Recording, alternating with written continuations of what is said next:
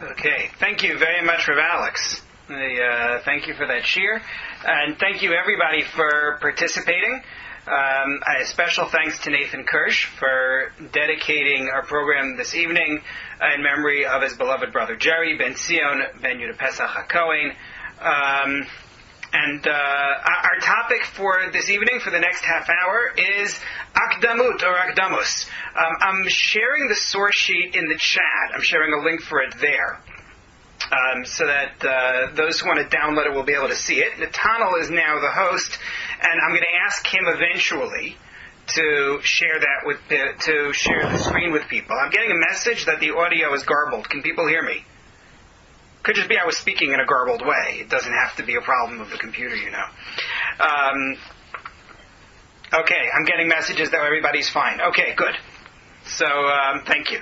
So, again, the topic is going to be Akdamus or Akdamut. I don't want Natanel yet to share the sheet with everybody, because I want to be able to see people. It helps me in giving the shir if I can actually look at faces instead of looking at my source sheet, scrolling down the screen. I know what's on the source sheet.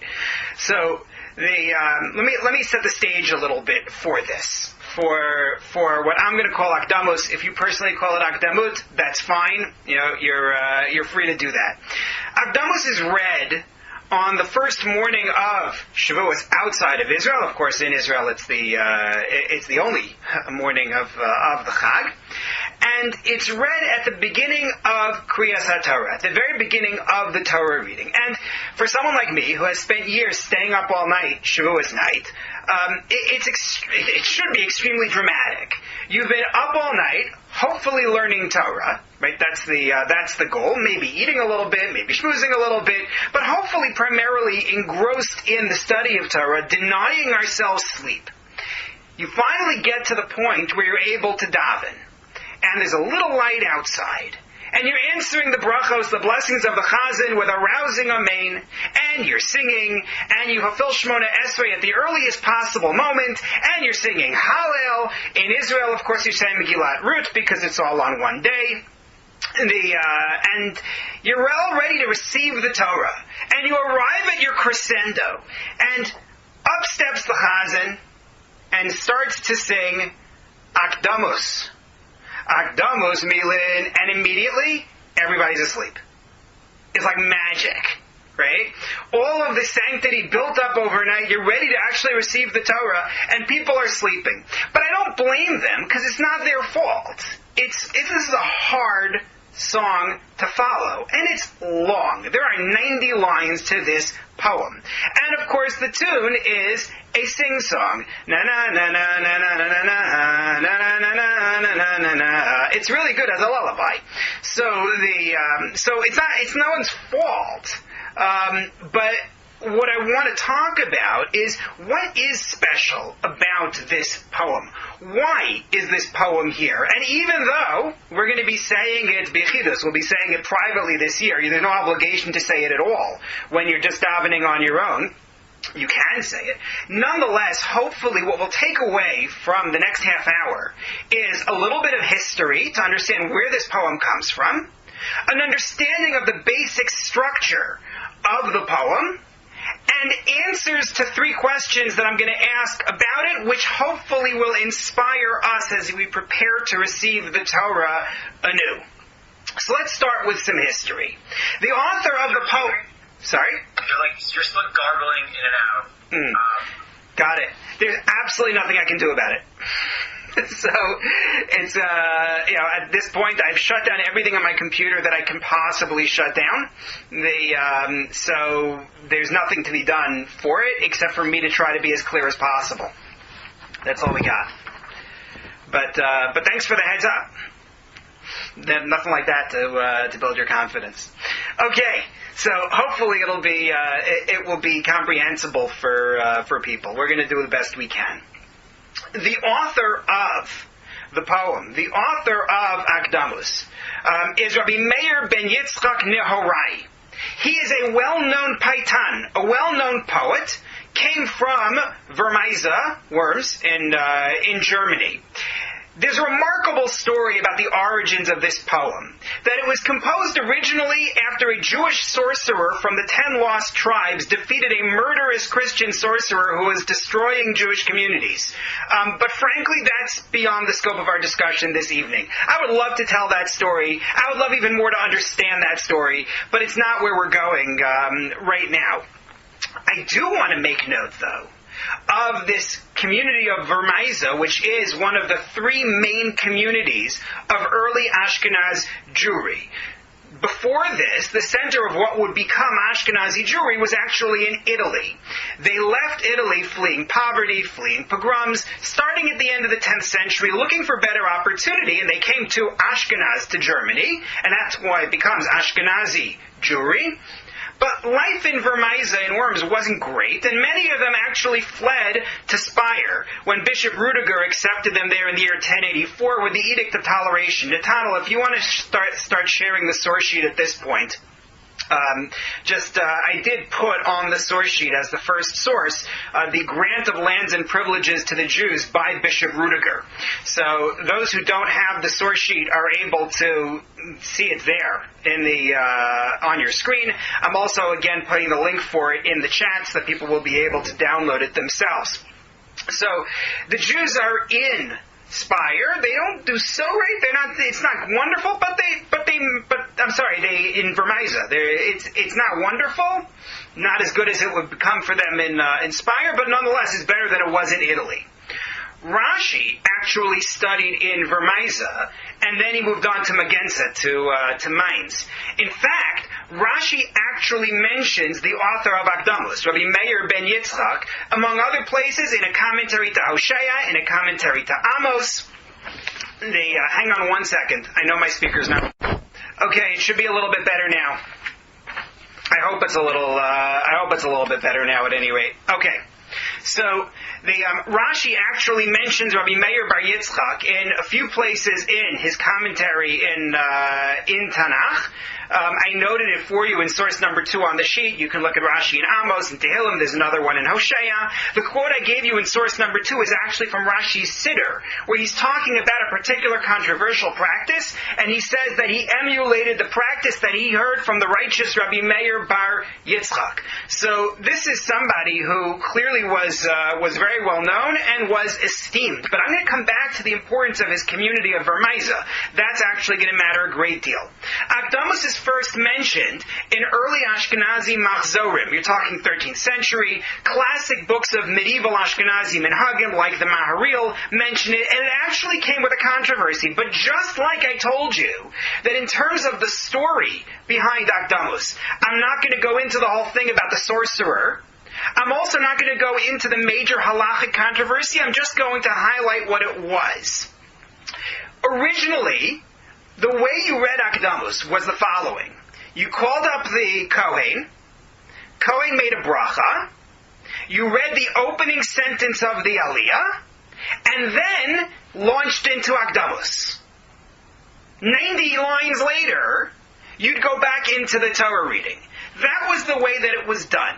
And it seems the reason it was done that way was because it was an introduction to the Targum, the Aramaic commentary to the Torah reading. You see, if you go back far enough, you go back to the times of the Talmud, the Jewish community would actually read the Torah reading interspersed with Aramaic translation / commentary. Right? What we have from Onkelos comes from that tradition. And it continued in Ashkenazi communities, for Shavuot specifically, into the Middle Ages. I brought you a line from in source number 3, where there's a Tosfos that refers to this practice, talking now, you're in 12th, 13th century, of still continuing to do this. They didn't do it for all holidays, but they did it for Shavuot and a couple of other occasions. It wasn't every Shabbos.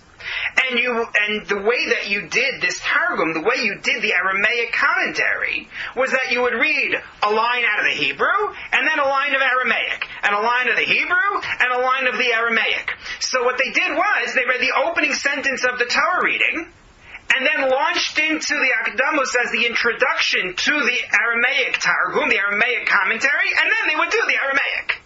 That was the way it was done originally. However, somewhere around the 17th, 18th century, sages look at this and say, what in the world are we doing?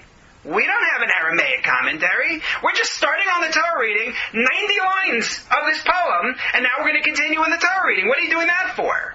And it became a big fight. If you're familiar with the name of the Shagas Aryeh, it was a very big fight in which he lost, actually. His community kept right on doing it. Today, I think the standard practice in Ashkenazi communities is that it's done before the Torah reading begins. That's certainly what I've always seen. I haven't seen anybody do it after the opening pasuk. Another tangent that goes along with that, just to explain a little bit about Akdamos itself, it's in Aramaic. Why is it in Aramaic if it was composed in 11th century Germany? Well, either because it's an introduction to that Targum, to the Aramaic commentary, you're introducing the Aramaic, so you do this in Aramaic as well. Also possibly because it's mystical. It talks a lot about angels, as we're going to see. And mystical works tend to be written in Aramaic. And maybe it's to show that it's not part of the Torah. Meaning, you opened up the Torah, you started reading, and then you start doing Akdamos. People might think that's in the Sefer Torah. So maybe you do it in Aramaic in order to highlight, no, this isn't part of what's in the Torah. There's a lot of basis for that last idea, but it's not for right now. Let's talk about the song itself, the poem itself. I mentioned that it is 90 lines. It's an acrostic, meaning that it's actually a double acrostic. So, two lines that start with the letter Aleph, then 2 lines that start with the letter Bet, 2 lines that start with the letter Gimel, all the way down to the letter Taf. So that's 44 lines out of your poem, because we can do math. And then, after that, the acrostic continues to spell out, Meir Bir Rabbi Yitzchak Yigdal Batorah Uvmaasim Tovim Amen. That's your poem. It's alphabet, twice. Then it's Meir, son of Rabbi Yitzchak, he should grow in Torah and in good deeds. Amen. That's your acrostic. If you look on the source sheet at source number 4, you'll see that I broke down the structure of the poem for you in terms of the sets of lines and the major themes. So it begins with an introduction. Okay? That makes sense. The words Akdamus Milin actually means introductory words. That's what the words mean.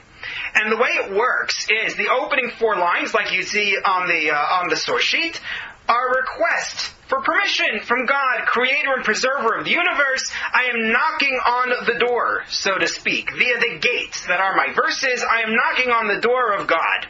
That continues in the introduction with an apology. I am entirely insufficient to present the glory of God, the sole creator, the effortless creator of the universe. That's our introduction. And then it continues.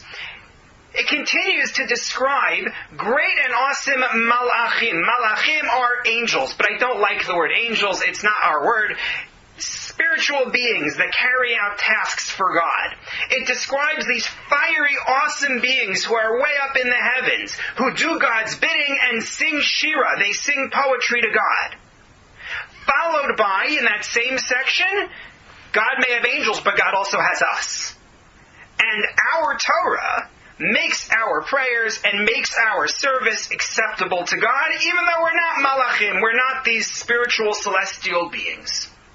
The next section says, and God is going to reward our loyalty. It describes how the nations try to lure us away from loyalty to God. It uses language drawn from Shir HaShirim, from Song of Songs, to describe the nations asking us about God, but unlike Shir HaShirim, unlike Song of Songs, where it leads to praise of God, it's the nations trying to draw us away from our loyalty to God, pointing out how much we're suffering, how much we suffer for God, and how much we suffer for the Torah.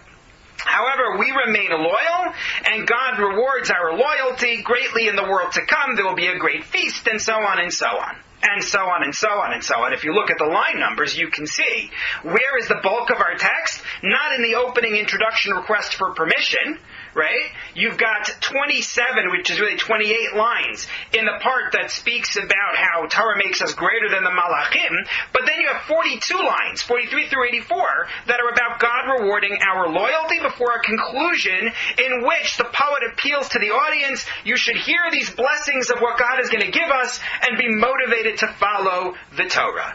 That's the structure of this poem. Okay, are we good so far? Clear? Hopefully, other than the parts that I was garbled for?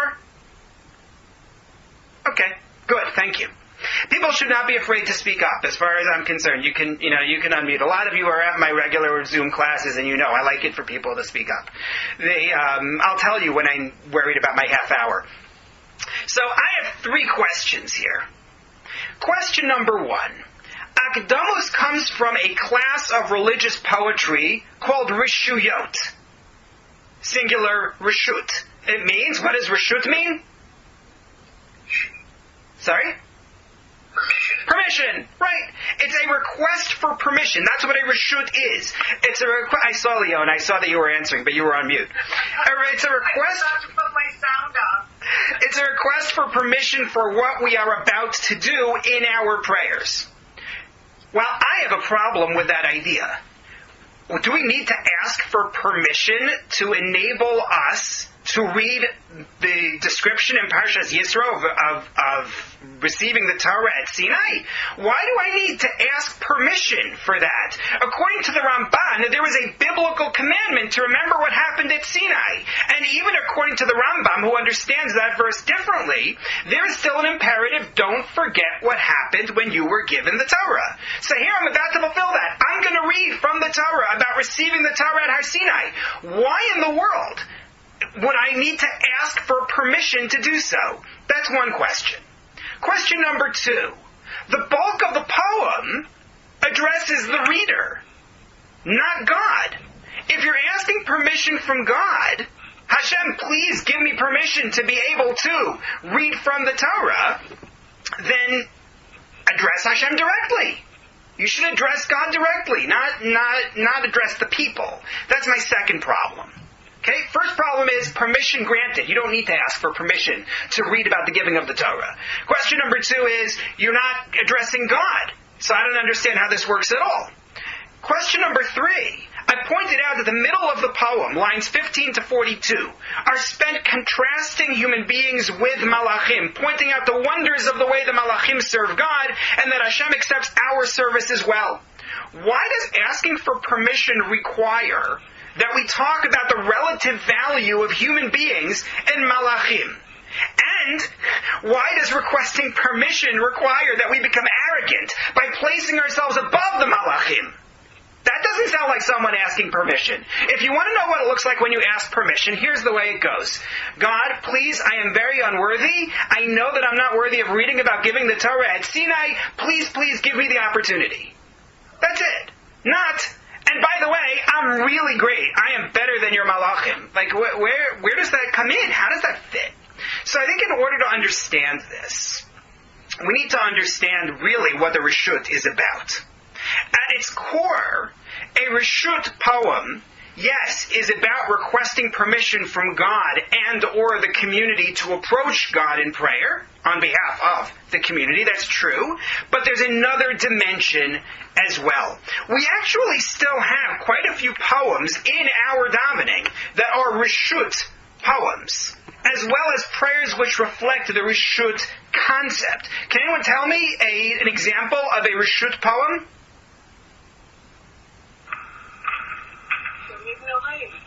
Yamim Noraim, which one? What is that? This one. So Ochila Lakel, right? Ochila Lakel is in the style of a Reshut, but I don't think it's actually a Reshut. I looked in the Heidenheim Machzor because I wondered about that. It's not called formally a Reshut. But Yareti Kol Nidre has its own purpose, really. Kol Nidre has a unique purpose that's separate. I'm not sure if part of Kol Nidre may constitute a Reshut. But in the beginning of the repetition of the Shemona Esrei for Shacharis on Rosh Hashanah, Yaresi Biftsosi is a Reshut. I wonder about Hineni, which Chana mentions. How about Kakeli? Kakeli at Musaf on Yom Tov. That's a Reshut for Musaf. On Simchas Torah, before you call up the Chassan, you say, Merishus, da-da-da-na-na-na-na-na. That's a Rishus. Yitzib Piskam, which is said in the Haftarah on the second day outside of Israel, is a Rishus as well. Here's one that's in the style of a Rishus. We do it hopefully 3 times a day. The beginning of Shemona Esrei, Hashem Sfasai Tiftach. right? Asking Hashem to open up our mouths. That's in the style of a reshus. So that's just, in general, you should be aware. Reshus is not like something that's out there and an Akdamus thing only. It's actually common for us. But here's the point. The goal of it is not only seeking permission. I don't need to ask permission to daven. I am supposed to daven. You could say it's a poetic style, right? If you go back to Greek poetry, they had the invocation of the muse. And you could sort of make it parallel to that, or it's a general act of humility. But I think the primary goal of the reshus, in my mind, is to focus the mind of the petitioner who comes before God, forcing us to prepare for our meeting with the Almighty so that we will be worthy of the rendezvous. It's to focus our mind. When I begin Shmona Esrei by saying, Hashem Sfasai Tiftach, God, open up my lips and I will speak, it's to focus me. Hey, I'm supposed to be thinking about what I'm about to say. It's not just whatever's in the siddur. And when I'm going to read Musaf, and I'm going to read the Karbanot, the sacrifices, Keli is actually meant to help me focus. It's not to bide my time until I get back from, wherever I've been outside shul. It's meant to help me focus. And Akdamus is meant to help me focus when we're going to receive the Torah, and especially with the giving of the Torah. There were so many stages of preparation before Hashem gave us the Torah. We have the 49 days, right, from Pesach to Shavuos. That's number one. Number two, we have the Shloshes Yimei Hagbala, the 3 days of preparation, going to mikvah, bringing a carbon, and as the Gemara says, Moshe actually added an extra day, because he felt we needed still more preparation. And then, after the Aseres HaDibros, after the Ten Commandments, Moshe goes up Har Sinai. How long does Moshe spend on Har Sinai? Sorry? 40 days, right? How many of those days was Moshe actually speaking to God? We know the answer. The Torah tells us. He didn't speak to God for 40 days. He spoke to God for 34 days. The Torah says that Moshe has to wait 6 days before he is accepted for his audience with God. I brought you in source number 5, the Medrash Navas Rabbi Nassan on it. I'm not going to be reading it aloud. The Gemara in Yuma, Daf Daled, speaks about it as well. Moshe has to wait 6 days to be able to have his audience with God. We have 49 days, then we have 3 days, then we have an extra day, and then Moshe needs another 6. Getting the Torah requires preparation. To feel that awesome moment when we stood at Sinai, it's worded as a request for permission, but it's really a vehicle for reflection. As a matter of fact, I'll note something interesting. I read an article that noted something that I never noticed. I have laned Akdamus, so to speak. I've been the chazan for Akdamus, I don't know, probably 20 times, maybe more. And I never noticed this. The tune for Akdamus, if whoever's on the phone could actually mute their phone, I can't mute it because I'm not the host, but it keeps on giving static. That would be great. Thank you. Perfect. Okay. So, if you listen to the tune for the beginning of Akdamus, Akdamus milin v'sharayis shusa, avla shakilna harman urshusa, except I do it faster this morning. But that tune, does that sound familiar from something else on Yom Tov? Kiddush, precisely. Gerald hits it. Got it in one. It's the tune that we use for Kiddush. Asher bachar banu mikala, Ramabanu mikala shon, v'kiddushan u'b'mitzvosav. It's the same tune. And it makes sense that it should be the same tune. Kiddush is a declaration of sanctity at the outset. This is a sacred day. Akdamus is Kiddush-like. We are declaring the sanctity at the outset to put ourselves in the proper frame of mind. So to answer our first question, why do I need to ask permission? I'm not asking for permission. I'm getting myself in the mood. To answer our second question, the question of why the Chazan addresses us, it's because this is supposed to inspire us. But now the third question. What's with the angels and why are we being placed above the angels? So I read an article by a fellow named David Zinberg. It's linked in the beginning of the source sheet. And he noted a very interesting idea. Remember who the audience is. These are the Jews I mentioned before, the Jews who left Italy and went to Worms. They left persecution, they left poverty, looking for better conditions. They still face problems. Even in Germany, they face pogroms. This is an era for sermons and forced conversions. You're in Christian Europe here. But in Muslim Europe, the Kuzari, right, Rabbi Yudah Levi, is writing a book in defense of the despised faith. This is a nation whose problem is not arrogance. Their problem is the opposite. It's a sense that Hashem has rejected them, as their neighbors keep saying. And so the goal of the Reshut here, the goal of the inspiration, is to build up our confidence that we deserve the Torah, that we deserve to stand at and on, ultimately, Har Sinai. It's not like Moshe. Moshe's got to wait 6 days to build up his terror. As Avos Rabbi Nassan says, we need to sing the poem to build up our confidence. It's like the Gemara, which I brought you in source number 6, and the Medrash I brought you in source number 7, which talk about the Malachim challenging, who are you to receive the Torah? You're human beings. You're not worthy of it. And the Gemara comes back and says, no, the Torah was designed for us. We're the ones with the Yetzer Hara. We're the ones who have parents. We're the ones who work for 6 days. The Torah was meant for us specifically. The Gemara insists, the Medrash also in source number 7, which is a beautiful Medrash, worth reading. Take a look at it.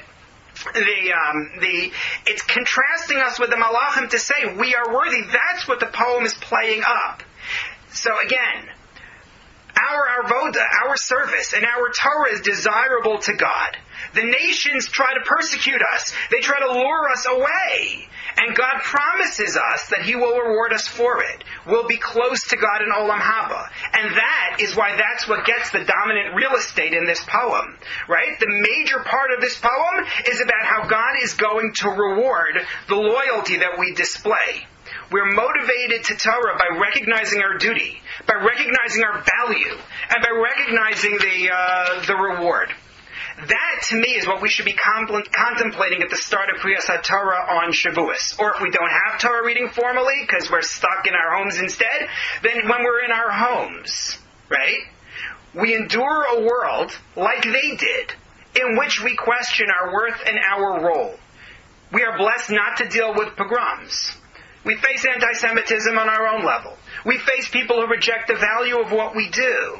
So before we begin to read about giving the Torah, receiving the Torah, the Chazan stands up and reads aloud a reshut, an invocation, a request for permission, which is really a reflection for us. It summons us, like those Jews back in Vermisa, to recognize our value, to recognize our greatness, and so to approach the receiving of the Torah with confidence that we too can stand at Har Sinai. We too are worthy of hearing the voice of Hashem. And we too will overcome the voices of our detractors and our foes. And through this Akdamus Milin, we will earn our audience with Hashem. Thank you very much. Have a wonderful Chag.